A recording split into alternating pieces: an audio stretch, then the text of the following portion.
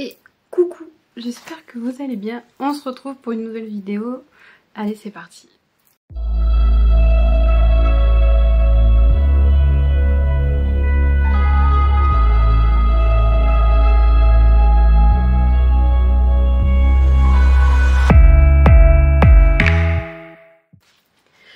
Alors, ça fait longtemps que je devais la faire cette vidéo. Je crois que c'était en début d'année ou fin d'année, je sais plus, que je vous ai demandé si vous avez des questions, me poser des questions.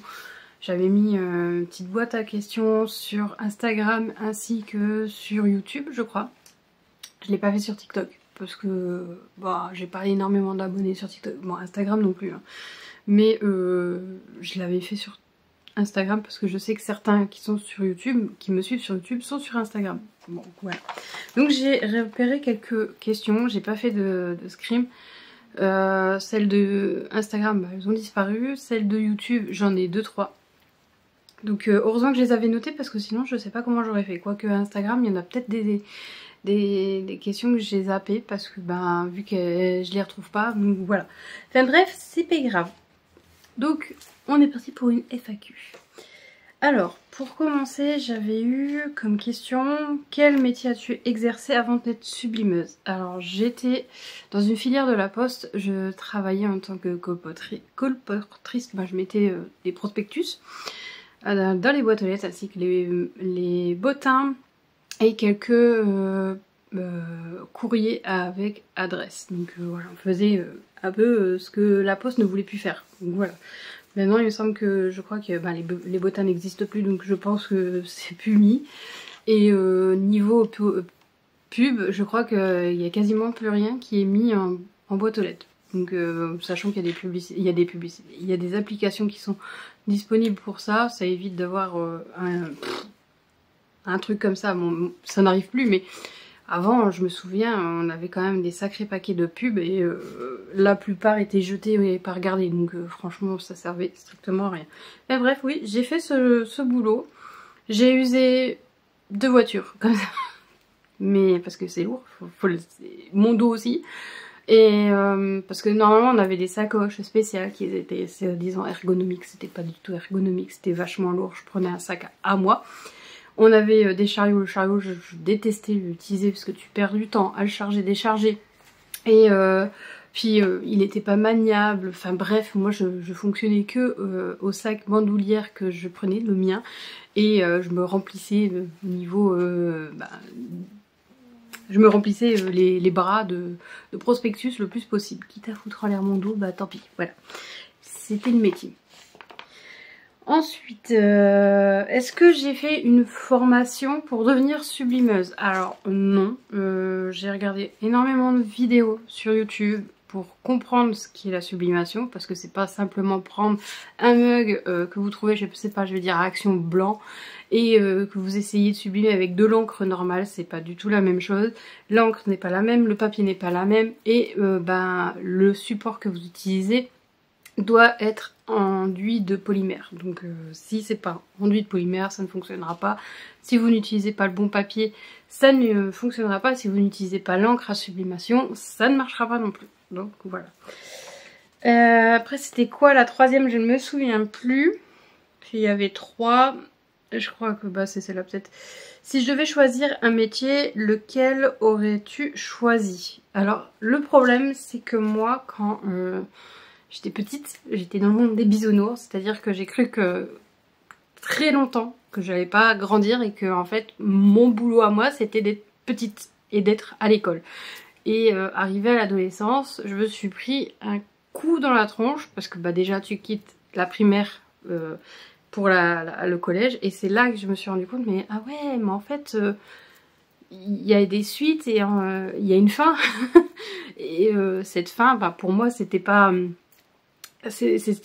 prévu quoi. Moi je me voyais à l'école primaire, c'était ça mon boulot. Donc j'ai jamais, quand on m'a mis devant le fait accompli, c'est-à-dire choisir 3 métiers à mettre dans ma liste de souhaits, je crois que c'est en... alors je sais plus si c'est en 3e ou en 4e, je crois que c'est en 4e, je sais plus. Ben, quand j'ai eu ça, j'étais devant la feuille et je savais pas quoi mettre. Et donc du coup, la seule chose qui m'était venue à l'idée, c'était de travailler auprès des enfants, donc en crèche, ou je voulais être puéricultrice aussi, ou travailler près des enfants quoi. Mais en vrai, maintenant avec le recul, c'est non. J'ai pas la patience. Et les enfants des autres ne sont pas nos enfants, donc c'est plus compliqué, ça dépend comment les gens les élèvent, des fois sont plutôt mal élevés. Bon, c'est pas tous, hein, je vais pas mettre tout le monde dans le même sac, mais j'ai une façon de faire qui est trop, alors pour certains trop, je dirais trop, pas m'en foutisme, mais un petit peu. C'est-à-dire que moi, ma fille, je lui fais confiance, et elle a ma confiance, et si elle fait une bêtise, ou si elle fout en l'air cette confiance, bah c'est terminé. Mais en gros, pour moi, je marche comme ça, je fonctionne comme ça. Et ça plaît pas à certaines personnes que j'ai côtoyées, et c'est pour ça qu'ils m'ont tourné le dos la plupart, et j'en ai rien à faire. Et ça plaît pas à certains que je côtoie encore, parce que ah non mais il faut être sévère, faut bien cadrer. Non, parce que moi je trouve que quand tu cadres trop, arriver à un certain moment où ils ont un peu de lest, c'est là où ils font le plus de bêtises. Ou des fois ils les font derrière votre dos, et au final ben vous apprenez ça par X ou Y personne, et c'est parce qu'ils vous font pas confiance, ou parce qu'ils ont peur, ou parce que vous êtes trop sévère et tout. Donc moi je préfère marcher sur la confiance. Ça a très bien marché jusque là. Ma fille me dit toujours tout. Bon, elle a certainement un jardin secret, ça c'est logique, c'est comme tous les enfants, mais si elle veut sortir, elle me le dit. Si elle veut un truc, elle me le dit. Si elle a envie de faire un truc qu'elle pense que je vais dire non, bah elle me le dit quand même, même si c'est à tâtons, mais elle me le dit. Enfin bref. Ensuite, on m'a demandé... Qu'est-ce qu'on m'avait demandé? Je sais plus. J'ai mis par rapport à la sublimation, il devait y avoir un truc, mais je me souviens plus. Donc si ça me revient, ça... Eh ben, j'en parlerai, mais je pense que j'ai dû répondre. Alors, par rapport à Street Kid, on m'avait demandé depuis quand je les suivais, et alors, c'est flou, mais je crois que c'est depuis 2021, et la première chanson que j'ai écoutée, que j'ai connue d'eux, c'est, alors, soit God Menu,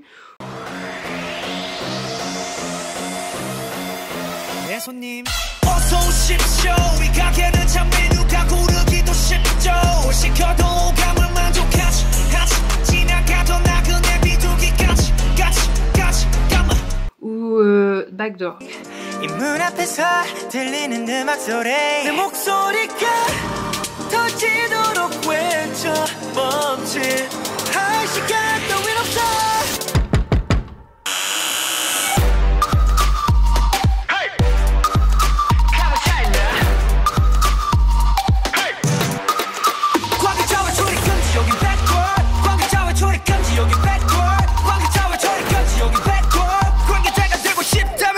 Je sais plus laquelle des deux, parce que je crois que c'est les deux que j'ai écoutés en suivant, et c'est ça qui m'a fait... Le pire, c'est que en fait, quand j'ai commencé à écouter de la K-pop, dont c'est 80s et Astro, j'entendais parler de Street Kid, mais je les voyais, Street Kid, je les voyais, mais pour moi c'était un groupe trop jeune, et je me disais non, je vais pas regarder, je suis tombée dans le panneau, et c'est terminé, ils m'ont englouti. Bon, c'est pas vrai, ils m'ont pas englouti, c'est juste que je me suis laissée transporter, emporter, tout ce que vous voulez. Ensuite, on m'avait demandé comment je vais. Bon, je vais bien. Alors, c'est vrai que je suis passée par une période assez compliquée au mois de décembre, et j'ai regrimpé tout doucement. Je suis assez bien entourée, que ça soit aussi bien là dans la vie de tous les jours, donc mes amis, ma famille, où j'ai plus beaucoup de monde, mais c'est suffisant. Et souvent on dit la famille c'est les amis que vous choisissez, donc voilà. Et ça m'a beaucoup aidé, mais aussi il y a le fait est que je me suis beaucoup mis à l'écart pour m'en sortir, on va dire, pour me reconstruire. Après, je veux pas dire que je vais bien, que je pète la forme et que j'irai danser dans la rue. Enfin bref, déjà je le fais pas de base, mais il y a des hauts, il y a des bas, et puis bah voilà, c'est tout, c'est comme tout le monde, on n'est pas forcément sur un truc linéaire où ça va bien et tout se passe bien, il y a toujours quelque chose qui fait que ça va pas. Mais je me dis toujours qu'il y a pire, il y a toujours mieux, mais il y a toujours pire que moi. Et pour l'instant, c'est pas le pire que je vis, donc tout va bien. Ensuite, on continue. Pourquoi tu ne fais pas de house tour de ta nouvelle maison? Alors, pour la seule et unique raison, c'est que j'ai quitté une maison qui était belle, on va dire. Déco et tout ça, c'était plutôt propre, les murs étaient beaux, la maison était propre. Et je suis arrivée dans une maison qui était pas belle. Les murs en piteux état. Le papier peint date de quand la maison a été construite, je pense. Les sols, c'est pareil. Ils ont essayé de refaire les peintures pour certaines pièces, mais ça a été fait, j'ai envie de dire, avec les pieds. Ils ont essayé de réparer l'électricité, mais pareil, ça a été fait avec les pieds, parce que quand on appuie sur un interrupteur, des fois, ça éteint toutes les pièces du haut. Why not? Des fois ça fait plus... on sait pas à quoi sert cet interrupteur, mais normalement c'était un va-et-vient. Parce que j'ai eu confirmation avec les maisons voisines, vu que c'est les mêmes maisons. Et donc il y a ça qui fait que je ne veux pas faire de house tour ici, parce que tant que la maison n'aura pas été correcte... En fait, c'est con ce que je veux dire, mais j'ai honte de montrer ma maison actuellement. Bon, là ça va mieux, on a fait quelques petits trucs et tout, on n'a pas fini. Mais alors que je devrais pas avoir honte, puisque de base c'est pas moi qui ai mis cette maison dans cet état, c'est les anciens locataires. Moi j'ai laissé une maison nickel et ça m'a un peu mimé. D'ailleurs c'est une des questions qui vient, c'est est-ce que tu as bien vécu ta permutation? Oui et non. Je l'ai bien vécu parce que j'avais envie de permuter, j'avais envie de déménager, j'avais envie de quelque chose de plus grand, mais je l'ai mal vécu dans le sens où une permutation, c'est pas un déménagement anodin. Un déménagement, vous préparez pendant 2 voire 3 mois, là on a eu 1 mois pour se préparer, même si ça faisait 1 an qu'on avait engagé les choses, on a eu 1 mois pour faire les cartons et tout, et déménager. Mais on s'est dit c'est faisable parce que bah, c'est une permutation. C'est juste un échange de logement. Donc ça va aller. Donc oui et non. Parce que ben déjà il a fallu se dépêcher pour faire les cartons. En plus c'était à la période où Chloé elle devait se faire opérer des dents. Donc ça a été la course cette semaine là. Puis après est venu le fait qu'on s'est pris une claque. C'est que le loyer a augmenté. On s'est pris le surloyer de l'ancienne locataire. Ça on savait pas. Donc voilà, donc moi ça m'a un peu mimé le moral. Mais derrière j'ai quitté une maison qui était peut-être propre mais insalubre parce qu'il y avait de l'humidité, des champignons et j'arrivais pas à m'en débarrasser. Et malgré ça que je criais haut et fort à l'aide et au secours, aidez-moi, il y a un souci dans la maison. On ne m'écoutait pas. Encore maintenant la nouvelle locataire est en train de faire des pieds et des mains, voire de secouer son avocat pour avoir quelque chose qui bouge. Et nous ici bah, on voit la différence, c'est que la maison elle est saine malgré qu'elle était sale. Mais derrière au niveau même on dort mieux. Alors moi j'ai pas... Je dis souvent je ne crois pas aux esprits. Mais la maison dans laquelle on était avant, il y a eu plusieurs décès. Il y a eu un monsieur qui est décédé qui a fait une crise cardiaque sur son fauteuil dans le salon. Et il y avait sa femme qui a fait une crise cardiaque aussi. Ou une rupture d'anévrisme, je sais plus, enfin bref, elle est décédée aussi dans la chambre où on dormait. Et en fait, j'ai toujours eu cette impression d'être jamais seule dans cette maison, d'avoir toujours quelqu'un près de moi. Alors je le sentais pas malveillant, mais vous savez quand vous avez l'impression que quelqu'un est là constamment et que bah en fait c'est pas pesant mais un petit peu quand même, vous avez qu'une envie, c'est d'être tranquille. Et en fait non, vous êtes jamais tranquille parce que vous savez qu'il y a quelque chose. Et ici, non. Et j'avais demandé à Alex si elle ressentait quelque chose. Elle m'avait dit c'est vrai que dans ta maison, dans ton ancienne maison, oui, mais ici on ressent rien. Et J'avais même demandé aux voisins si ils avaient l'histoire passée de cette maison. Il y aura toujours une histoire dans une maison. Même si vous construisez sur un terrain neuf, il y aura de l'histoire sur le terrain. Donc là, on sait qu'il n'y a rien eu, il n'y a pas eu de décès ni rien, puisque les anciens locataires, c'était les premiers arrivés. Mais on ne sait pas ce qui s'est passé sur le terrain, donc ça peut très bien venir du terrain, mais on m'a dit que non, au niveau de la maison c'est nickel, niveau énergie, etc. D'ailleurs on dort beaucoup mieux, on est moins stressé, moins malade. Bon, stressé, je veux dire que j'ai des angoisses et tout, mais c'est autre chose, ça vient de ailleurs, ça vient de ce qui s'est passé au mois de décembre. Ça peut pas partir comme ça, je le suis moins, mais je le suis encore. Enfin bref, donc voilà pourquoi je ne ferai pas de house tour. Du moins pas pour le moment. Peut-être que j'en ferai, mais je pense que quand même en vidéo vous en voyez assez. Vous voyez déjà une partie de la chambre, vous voyez une partie de la cuisine, vous voyez le salon séjour. La chambre de Chloé, ben, je pense que vous l'avez jamais vue. L'atelier de mon mari, peut-être un petit peu. Le garage, bon bah c'est un garage, c'est un dépotoir, c'est là où on range le stock. Ça sert à rien, on met pas la voiture parce que les garages sont trop petits. Ça, surtout quand vous avez un SUV, ça rentre pas. Les seules voitures qui rentrent, c'est les Twingo, les Clio, et encore les Clio j'ai un doute. Parce que nous on avait rentré une fois la Mégane break et j'ai dû sortir par le coffre. Parce que les portes ne s'ouvraient pas, vu que les garages sont vraiment minuscules. C'est des maisons en 30 ans, donc c'est des garages qui datent de 30 ans, mais pour des voitures il y a 30 ans. Donc ça n'évolue pas, dommage, hein, avec le temps, ça ne s'élargit pas pour accueillir des voitures plus grandes. Mais bon, nous ça nous fait une pièce en plus, il y a la machine à laver. J'espère un jour avoir un sèche-linge, mais pour l'instant c'est pas le cas. Ça nous sert de dépotoir entre guillemets, enfin, dépotoir de rangement en plus pour stocker tout ce qui est jardin, etc. Donc en gros moi le garage je m'en fiche, hein. C'est vrai que c'est bien en hiver quand vous pouvez rentrer votre voiture et que ça évite d'avoir de la gelée ou enfin de l'humidité. C'est vrai que de ce côté là c'est un plus, mais sinon moi le garage je peux très bien faire sans. C'est juste une pièce en plus pour ranger.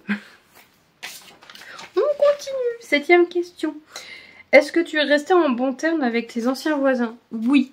Alors je pensais pas, parce qu'on avait vraiment peur en fait que ça se passe mal, on ne disait rien, on restait vraiment très discret vis-à-vis de cette permutation. Moi j'avais peur parce que c'est pas qu'elle s'entend pas avec les voisins avec qui on a permuté, mais c'est juste que bah là, elle avait toujours un truc négatif à dire, mais c'était pas méchant, c'était juste que ben il y a des gens avec qui on s'entend mieux et d'autres un peu moins et qu'on n'a pas forcément envie d'avoir en voisin, ce que je peux comprendre. Je suis bien contente de pas les avoir eux en voisin, quoi. Bon, je préférerais largement là. Bon, j'avoue, d'un côté c'est des gens qui sont plutôt calmes, un couple de femmes avec une fille je crois. Ils avaient plein d'animaux, mais enfin bref, la maison est dans un état, on sait qu'elle est dans un état pitoyable parce qu'elle ne fait rien. Chacun fait ce qu'il veut.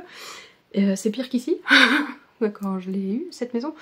Et de l'autre côté, ben, on les connaissait, parce que c'était la copine du frère, un copain... Alors attendez, non, la sœur du copain à mon mari, voilà. Et moi... je l'ai connue comme ça parce que elle avait une copine, on avait une copine en commun. Donc en fait, quand on est arrivé dans le quartier, on s'est fait des amis et on a retrouvé des amis et bah, tout le monde est lié en fait. Il n'y a pas, en plus c'est pas lié par l'âge ou par des centres d'intérêt, c'est juste on est lié parce qu'on se connaît et parce que voilà, après on a appris à se connaître aussi avec d'autres. C'est un quartier qui est plutôt calme, je veux pas dire que vous entendrez... quand vous allez dans le jardin, vous entendez pas forcément des enfants hurler, chanter, etc. C'est plutôt assez calme. On n'entend pas grand chose, ni dehors, devant, sauf quand il y a des voisins qui s'engueulent, mais c'est très rare. Et on faisait pendant un moment la fête des voisins, parce qu'on a un petit terrain de pétanque juste devant, on faisait la fête des voisins. Là, cette année, on va peut-être pas la faire, je pense pas, je crois que c'est déjà passé en plus, je sais plus. Enfin bref. Donc ouais, c'est pour ça aussi que je ne veux pas déménager, que je voulais rester dans le quartier, que c'était ma seule condition vis-à-vis de mon mari, c'était de rester là où on est parce que ben on a tout à portée de main. On a une pharmacie, une boulangerie, nos voisins, nos amis, et le collège de Chloé n'est pas très loin, donc en gros ça m'aurait embêté de changer Chloé de collège, alors que déjà elle a changé en primaire et vraiment elle l'a pas mal vécu, mais je pense que comme moi ça a dû lui faire un peu mal. Elle a perdu une copine, elle l'a retrouvée au collège, et cette copine, bah en fait comme ils ont plus les mêmes centres d'intérêt, ils avaient plus les mêmes... ils ont pas évolué pareil, pas la même école, etc.